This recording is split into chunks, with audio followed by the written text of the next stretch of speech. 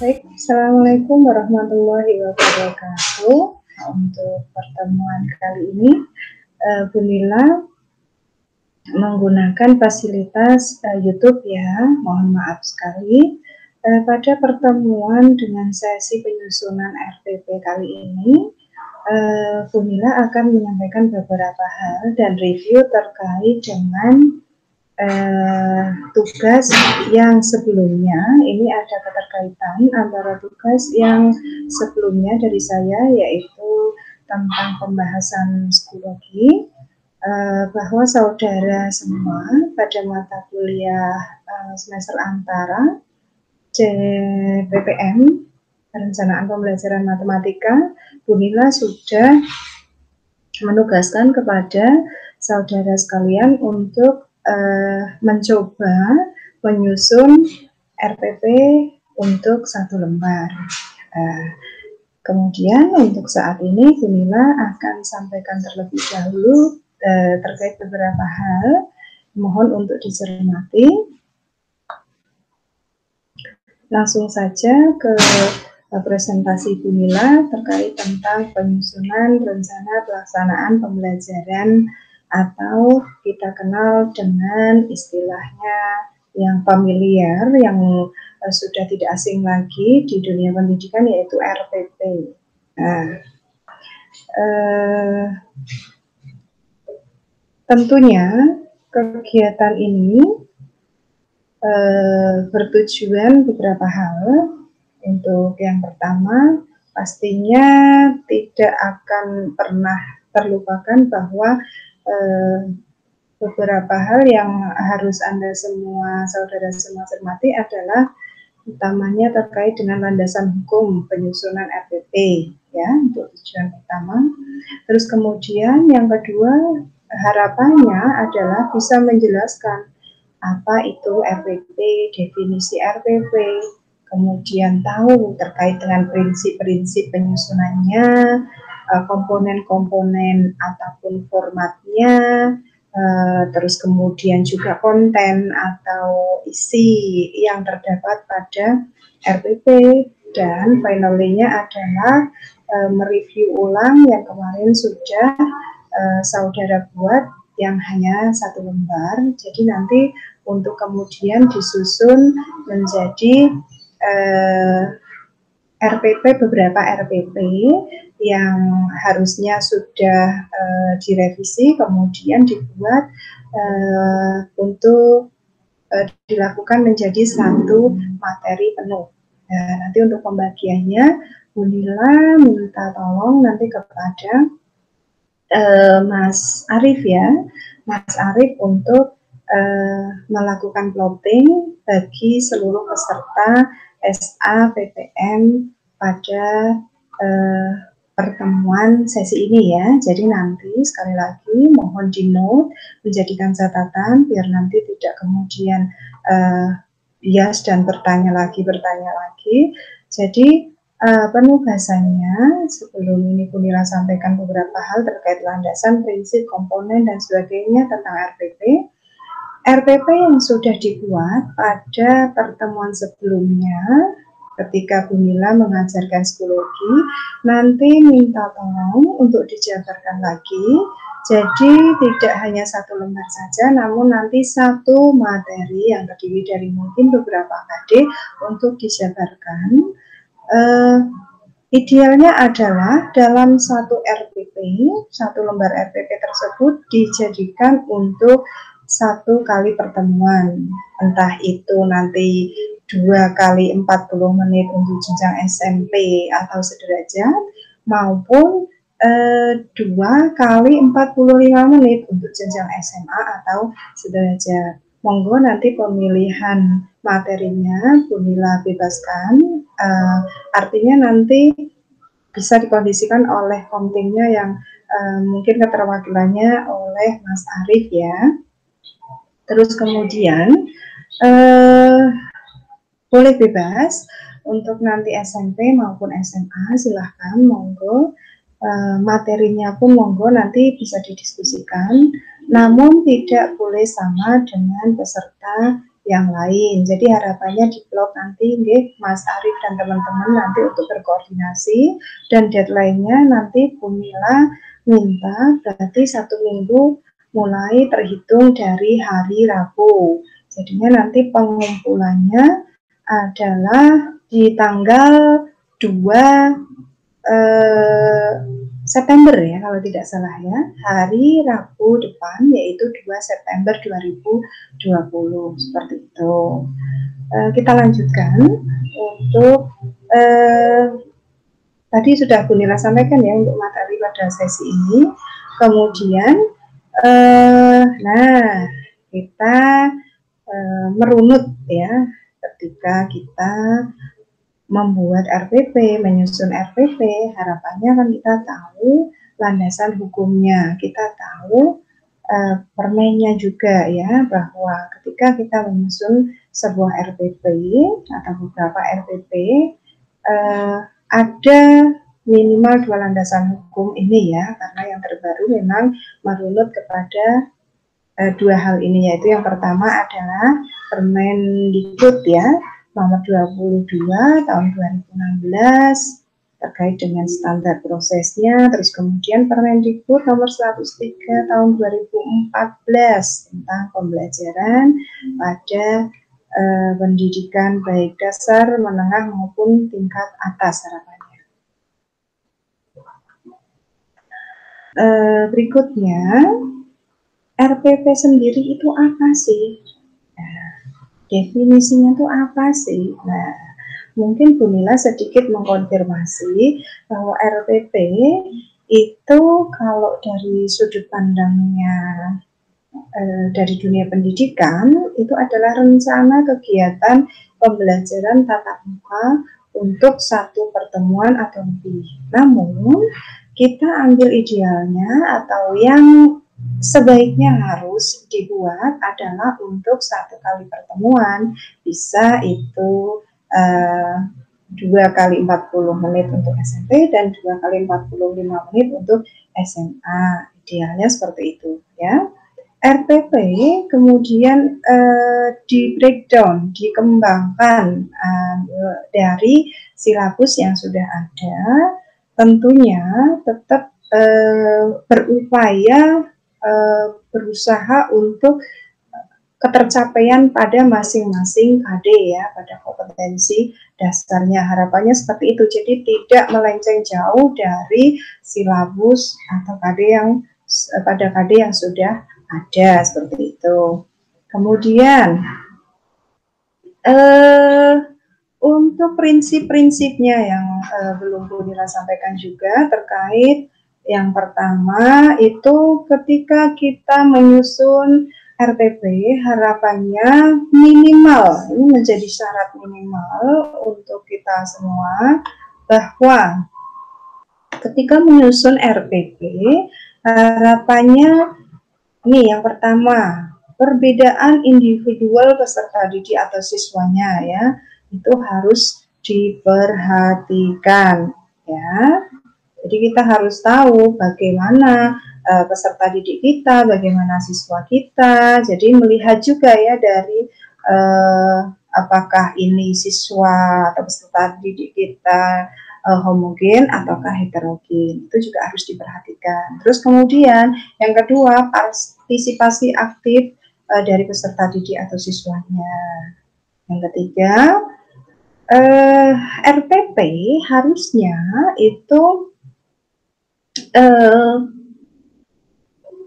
harus memperhatikan, harus berpusat ya, artinya siswa harus tidak hanya teacher center ya, namun harus student center. Harapannya seperti itu, artinya memberikan support, inisiasi, kreativitas, motivasi, inspiring, bahkan inovasi, kemandirian. Nah, ini mungkin beberapa hal ya yang baru Bu Nila catat, artinya nanti kemudian Anda semua, saudara semua yang ada di dalam peserta PPM pada semester antara ini nanti bisa memodifikasi atau bahkan menambah lebih banyak, itu pun bahkan lebih baik ya, tidak hanya beberapa yang Bumila sebutkan ini.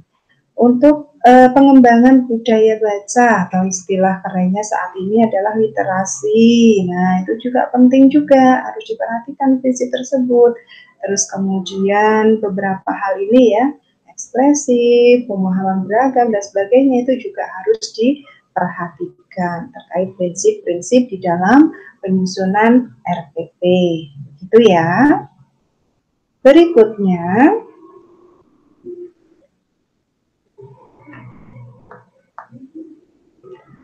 untuk tambahan lainnya juga prinsip-prinsip penyusunan RPP juga kita harus senantiasa memberikan feedback atau umpan balik atau tidak lanjut ya terkait dengan rancangan yang kita berikan. Artinya ada feedback umpan balik positif harusnya ya, ada memberikan penguatan, pengayaan maupun remedi, harusnya baiknya di dalam RPP tersebut. Nanti Bumila akan contohkan bagaimana syarat minimal ketika penyusunan RPP yang satu lembar tersebut, kemudian dibubuhi juga dengan pengayaan maupun remedi ya, entah itu penguatan sikap dan sebagainya juga nanti Bumila insya Allah akan memberikan contohnya. Kemudian yang terakhir, penekanan pada keterkaitan dan keterpaduan antara KD, materi, kegiatan pembelajaran, indikator, penilaian, sumber belajar,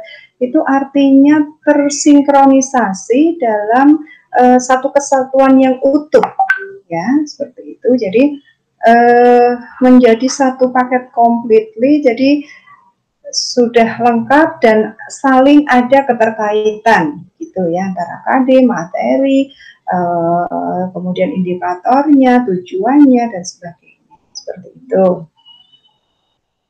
Kemudian mengakomodir ya, baiknya itu mengakomodir pembelajaran tematik atau terpadu ya, artinya ya ada keberagaman lah ya, entah itu mungkin terlihat kalau di kita ya artinya mengakomodir etnomatematika yang tentunya sudah pernah Bumila singgung mungkin kalau di semester 5 ya. Jadi mengakomodir etnomatematik itu juga sangat baik ya, terkait dengan pembelajaran tematik, ada keberagaman budaya, itu dieksplorasi, di include di dalam menyusun RPP itu baik ya.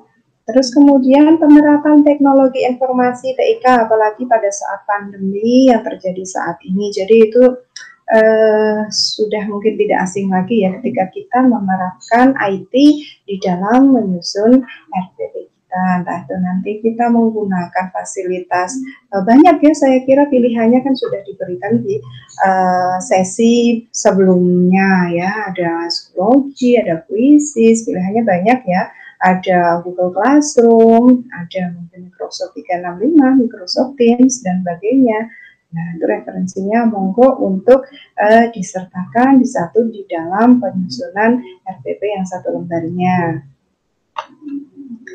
Kemudian untuk yang Permendikbud nomor 22 tahun 2016 terkait komponen-komponen RPP, ini nanti juga Bumila akan langsung sampaikan saja mungkin ya, di contohnya saya berikan contoh. Jadi ini syarat minimal ya, jadi di RPP yang akan Anda susun, yang sudah Anda susun terus kemudian akan direvisi karena ada, dan Bumila melihat beberapa itu ada identitas sekolahnya yang monggo nanti mau dibuat seperti yang Anda inginkan atau mau dibuat identitasnya sesuai dengan sekolah yang Anda mau nanti ketika sudah terjun ke lapangan ya, itu disesuaikan. Ini Bumila nanti langsung share contohnya saja ya.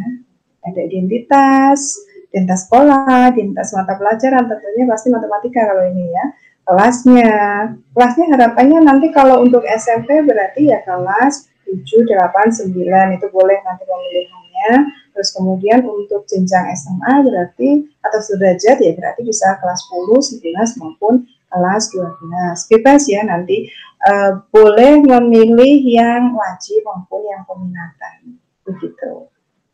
Nah, materinya nanti harapannya juga plottingnya juga merata ya, tidak hanya SMP saja, namun juga ada yang SMA-nya. Harapannya ya 50-50 ya, nanti berarti SMP 50%, kemudian yang SMA juga 50%. Pun juga dicatut alokasi waktunya. Ini Bunda langsung contohkan saja pada lembar ininya ya, lembar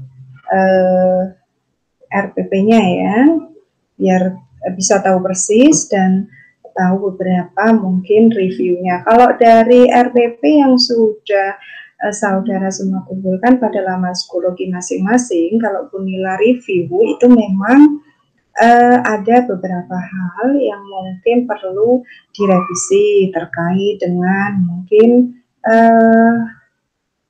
isiannya ya pada laman kegiatan intinya itu beberapa hal nanti perlu mungkin sedikit sentuhan revisi ya.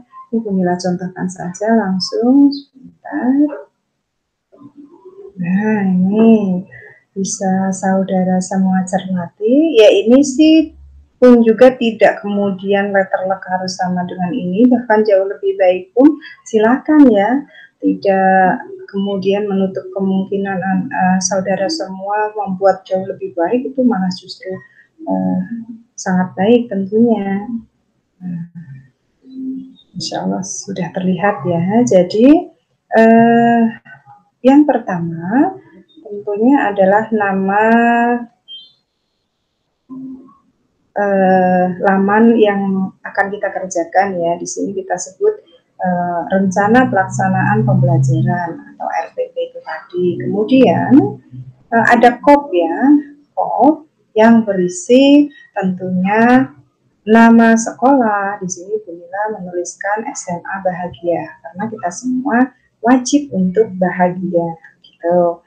Untuk mata pelajarannya, karena ini Bunda mengambil mata pelajaran matematika wajib, ya di sini saya sertakan matematika wajib. Nanti pun boleh ketika saudara mengambil jika yang peminatan itu silahkan ya. Terus kemudian materi, nah ini materinya, ini Bunda mencobakan untuk materinya adalah induksi matematika pada kelas 11 semester 1. Nah, ini alokasi waktunya 2 kali 45 menit karena untuk SMA atau sederajat. Kemudian KD-nya atau kompetensi dasarnya ini mengambil pada KD 3.1 dan KD 4.1 untuk pertemuan yang ke-1. Nah, minimal KOP mengandung unsur-unsur yang seperti ini ya. Kemudian juga menyertakan tujuan pembelajarannya ya, tujuan pembelajaran nanti disesuaikan dengan materi yang kita ambil. Karena di dalam hal ini Bunda mengambil materi induksi matematika, itu ya artinya tujuan pembelajarannya harus sesuai dengan induksi matematika. Pun juga disesuaikan tujuan pembelajaran yang akan kita ambil apakah sebanyak ini dengan durasi waktu 2 kali 45 menit, kita kan bisa melihat kondisi. Nah, seperti tadi yang sudah Bunda sebutkan di awal, kita harus tahu kondisi siswa kita, peserta didik kita, apakah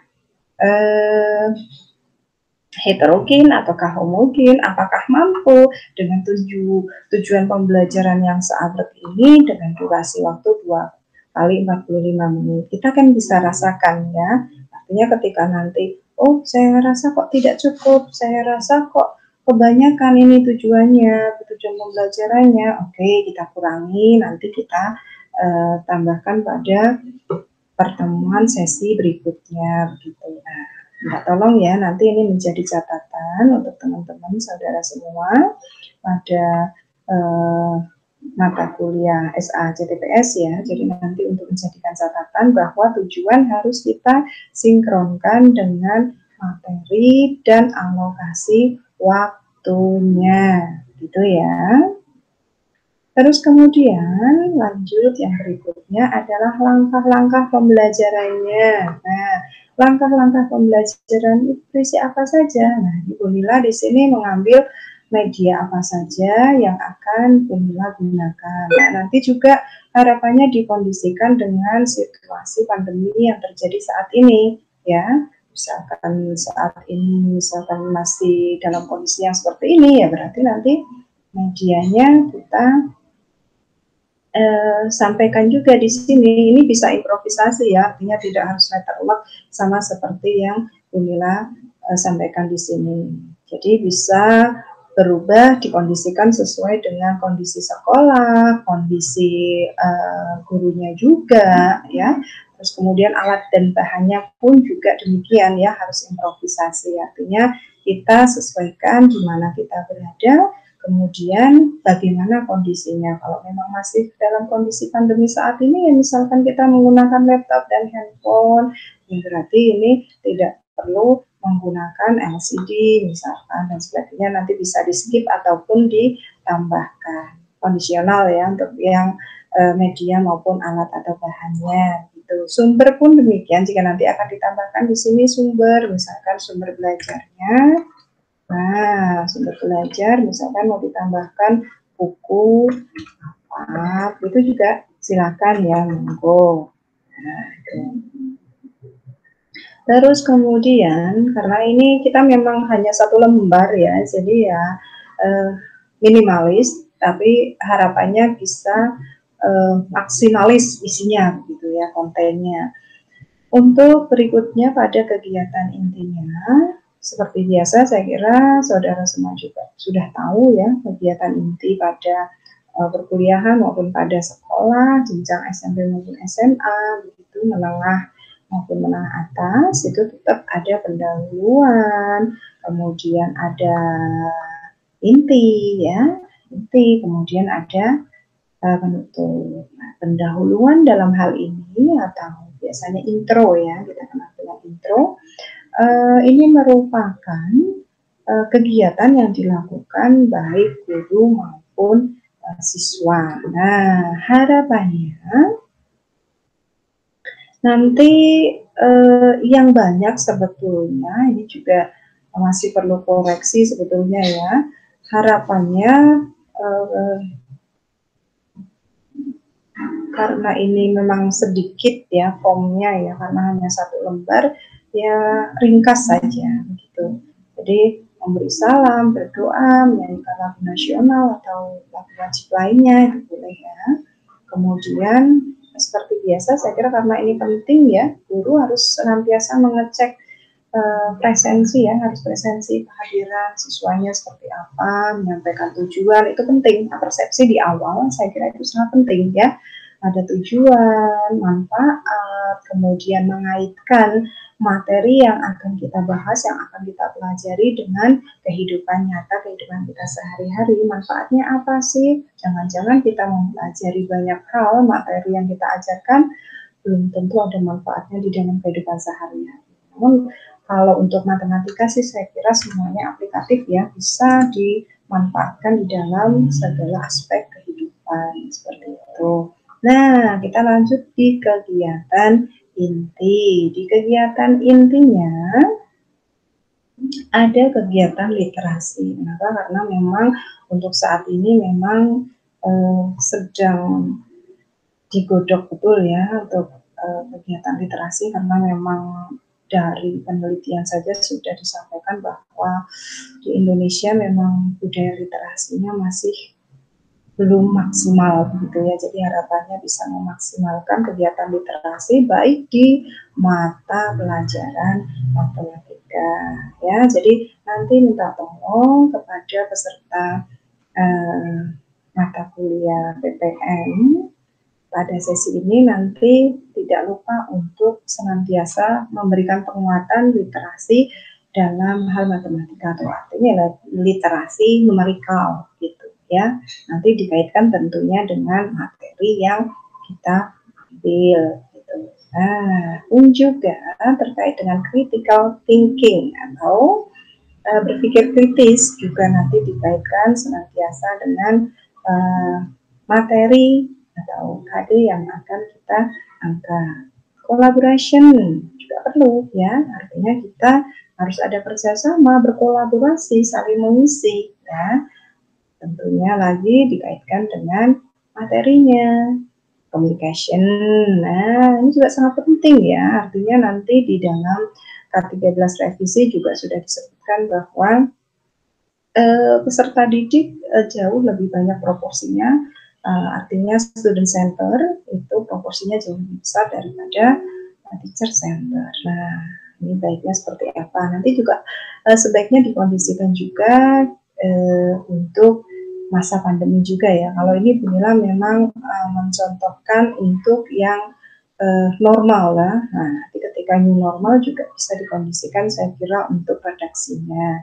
Seperti itu. Creativity juga itu yang terpenting ya. Jadi bagaimana cara kita untuk membuat siswa peserta didik kita tetap kreatif dengan tentunya ada kaitannya dengan materi dan dikaitkan dengan kehidupan kita sehari-hari seperti itu. Nah, di closing atau penutup, monggo ya, ini nanti improvisasi yang jelas, harus ada refleksi dari seluruh materi yang diajarkan dalam satu kali pertemuan tersebut ya. Jadi ada harapannya ada penilaiannya juga baik secara lisan maupun secara tulisan, entah itu 1-2 soal baik lisan maupun tulisan, harapannya seperti itu. Terus kemudian juga tentunya karena kita berada di universitas Islam, ya artinya nanti di closing tetap harus ada doa ya. Jadi itu penting menurut saya, menjadi sangat penting bahkan karena kita merupakan generasi khairu ummah seperti itu. Untuk penilaiannya nanti dalam hal ini Bu Lila memberikan contoh sikap ya, lembar pengamatan, kemudian untuk pengetahuannya itu LKPD ya atau LKS, kemudian di keterampilannya nanti kinerja maupun observasi atau berdiskusi. Saya kira untuk diskusi meskipun pada saat pandemi bisa kok kita menggunakan by WA group ataupun by psikologi atau by saya kira banyak ya teknologi yang lain yang bisa kita manfaatkan. Jadi tidak menutup kemungkinan terus bagaimana cara kita berdiskusi Ibu gitu ya. Nah, sudah selesai, tinggal nanti di mana tempat kita menyusun RPP silahkan dicantumkan, kemudian nama kepala sekolahnya, dan perlu menjadikan catatan yang kemarin Bu Nina review ya. Jadi ada yang masih juga menuliskan Bu Nila sebagai kepala sekolahnya, ya tidak masalah, namun nanti ya harapannya mungkin diberi nama yang lain saja, seperti itu ya. Sudah cukup, misalkan nanti ada hal-hal yang ingin ditanyakan, ada hal-hal yang ingin disampaikan, monggo bisa disampaikan di WA grup kita ya. Jadi nanti bisa disampaikan atau di baiknya nanti Bu Nila tunggu di laman psikologi yang kemarin kita semua sudah buat ya. Jadi kita nanti diskusi di laman psikologinya Bu Nila, nanti silahkan teman-teman saudara semua bergabung di laman psikologi tersebut jika ada hal-hal yang ingin ditanyakan. Jadi tadi tugasnya adalah mereview ulang dari RPP 1 lembar yang kemarin sudah dikumpulkan pada sesi psikologi Bu Nila ya. Sudah baik, yang dikerjakan itu sudah sangat baik menurut saya, namun masih ada beberapa yang perlu direvisi ya, terkait dengan mungkin beberapa hal di KOP yang belum sempurna, ada yang belum lengkap, belum dilengkapi, terus tidak ada nama praktikannya tidak ada nama si penyusunnya lah, no name begitu dan sebagainya. Pada kegiatan inti juga beberapa ada yang masih perlu atau memerlukan revisi, begitu ya. Dan pengumpulannya saya ingatkan kembali, deadline-nya adalah 1 minggu dari hari Rabu. Jadi nanti silahkan deadline terakhirnya adalah tanggal 2 September pukul 00 waktu Indonesia Barat. Gitu. Jadi materinya nanti cukup hanya satu materi saja dari masing-masing peserta pada mata kuliah PPN ini, pada sesi ini. Kemudian nanti berbagi materi, ya tentunya tidak hanya kemudian materi saya ya sudah untuk saya saja, tidak. Nanti dikumpulkan menjadi satu, kemudian nanti share untuk yang lainnya juga, agar nanti ketika di lapangan bisa digunakan, ataupun ketika saat micro teaching atau pada saat magang atau sudah mengajar pun nanti bisa dimanfaatkan. Jadi tidak ada mubazir menurut saya ketika kita mengerjakan tugas dan sebagainya. Begitu ya. Saya kira cukup. Nanti Bu Nila akan share semuanya, baik PowerPoint maupun contoh pengayaan penilaiannya maupun RPP yang satu lembarnya, nanti Bu Nila share di grup kita dan laman psikologinya Bu Nila. Nanti silahkan bergabung di sana, dicek di laman psikologi Bu Nila yang kita semua sudah tahu ya pada sesi sebelumnya. Silahkan dilihat di sana, dikonfirmasi di sana. Sekian dulu. Mohon maaf jika ada kesalahan ataupun kata-kata saya yang kurang berkenan. Sekian dulu. Billahi taufiq wal hidayah. Assalamualaikum warahmatullahi wabarakatuh.